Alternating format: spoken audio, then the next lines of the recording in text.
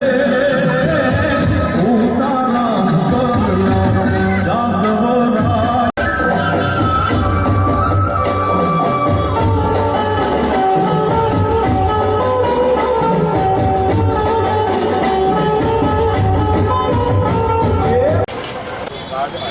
गणेश मित्रों, आप સૌનો ખૂબ ખૂબ આભાર।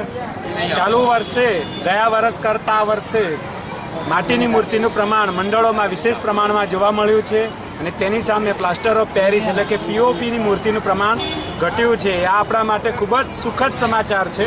આને કારણે પર્યાવરણની જાળવણી થશે। એસોસિએશન ઈચ્છે છે કે આવતા વર્ષે પણ આના કરતાં વધારે માટીની મૂર્તિઓની સ્થાપના થાય અને પ્લાસ્ટર ઓફ પેરિસ કે ફાઇબર વગેરેની મૂર્તિઓનું સંખ્યા પ્રમાણ ઘટે, જેથી કરી આપણે ગણેશ દાદાના માધ્યમ થકી પર્યાવરણ અને આપણી પૃથ્વીનું જતન કરીએ અને ભાવિ પેઢીને આપણે સુરક્ષિતતા પ્રદાન કરીએ। ઇકો ફ્રેન્ડલી મૂર્તિનું આપણે અહીંયા જ રાખેલું છે। અહીંયા વરઘોડો નીકાળી અને પછી છેલ્લે અહીંયા પાણીથી વિસર્જન કરી દેવું। સ્થળ વિસર્જનમાં કાઢે।